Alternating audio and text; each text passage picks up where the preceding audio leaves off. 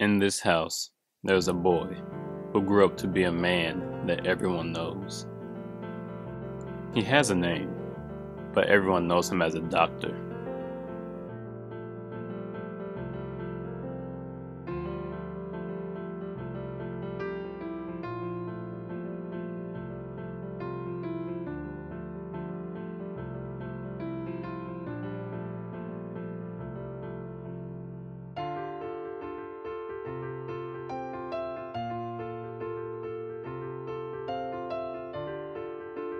Dr. Seuss was born here in Springfield in 1904. At that time, Springfield was a thriving industrial city.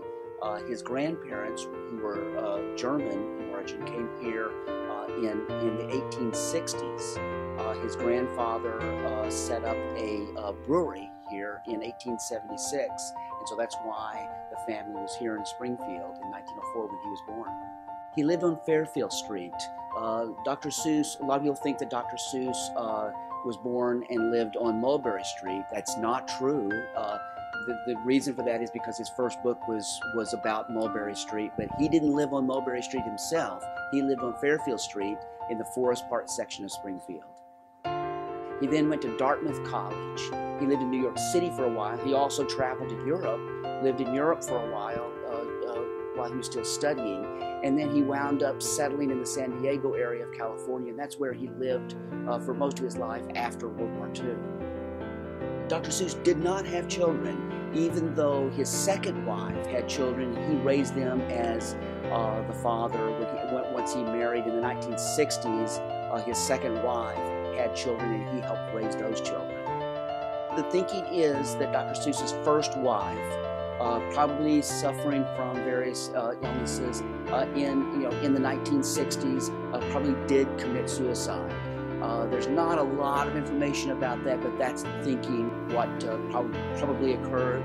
The statues that, of course, recognize Dr. Seuss today here in Springfield, that are here at the Quadrangle, were made by a sculptor who was his stepdaughter, was the daughter of his second wife.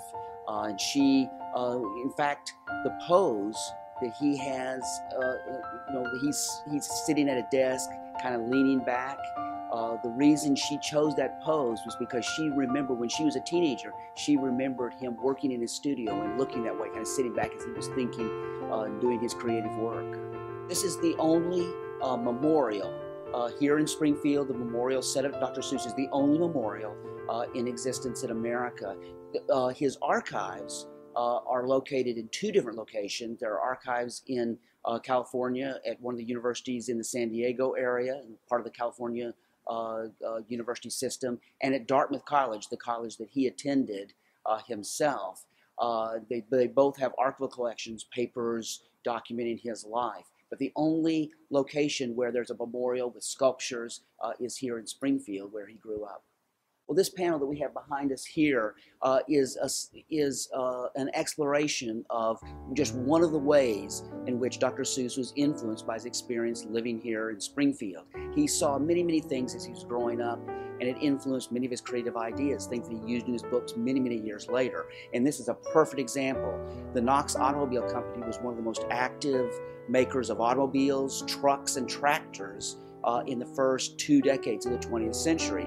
And Dr. Seuss, as he was growing up in Springfield, would have seen Knox automobiles and tractors on the streets of Springfield, and many of them were quite interesting. This, of course, was an early period in automobile history, and so many of the designs were very, very strange to us. One of the most interesting designs that Knox came out with was a tractor that we show a picture of here. Very unusual design. It's got just kind of one wheel in front, a couple wheels in behind, but you can see how this very strange looking vehicle that must have been very unusual for a child to see when he was growing up influenced a vehicle that he used in one of his more famous books later on. Dr. Seuss's use of the cat in the hat is just another example of his use of all kinds of interesting animals.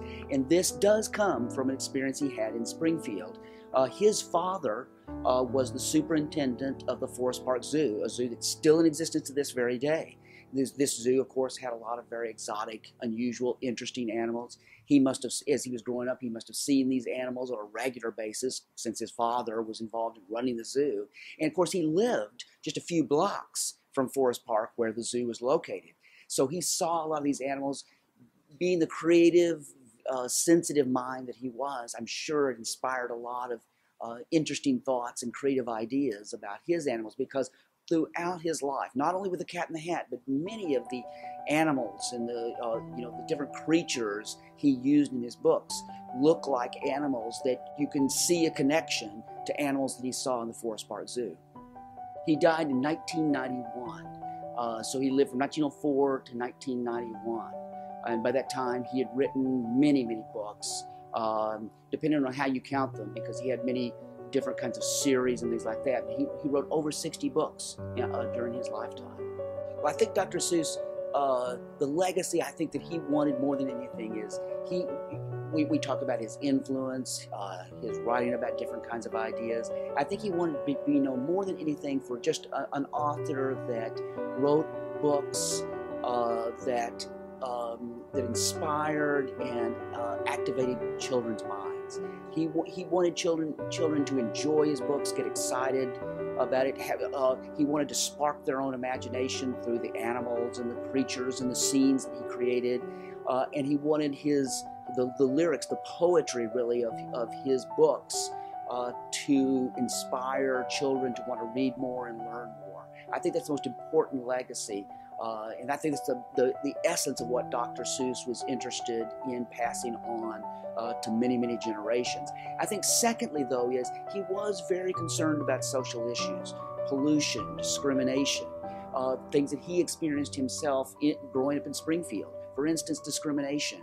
In his book, The Sneetches, he himself experienced prejudice during World War I. As a German American, many German Americans were discriminated against and kind of alienated from the rest of society because we were fighting a war against the Germans during World War I.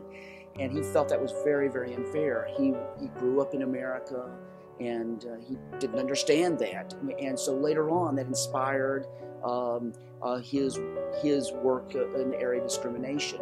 Pollution is another area that he considered very seriously. And a book that he wrote in the 1960s was inspired by seeing the gas works in Springfield. The gas works was literally a few blocks away from his grandparents on his mother's side, their bakery. They ran a bakery in the south end of Springfield. And the gas works was just a few blocks away, and it had four big smokestacks that were belching out smoke, and people talked about how bad it smelled if you got close to the gas works.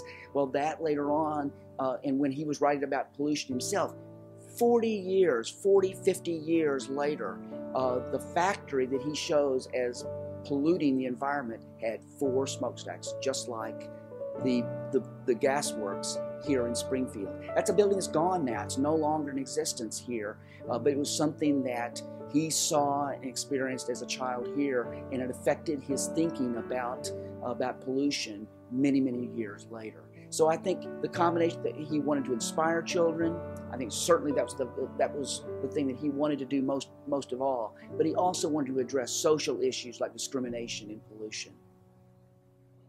Author, illustrator, a visionary, and a genius with words, Theodore Geisel's legend still lives on.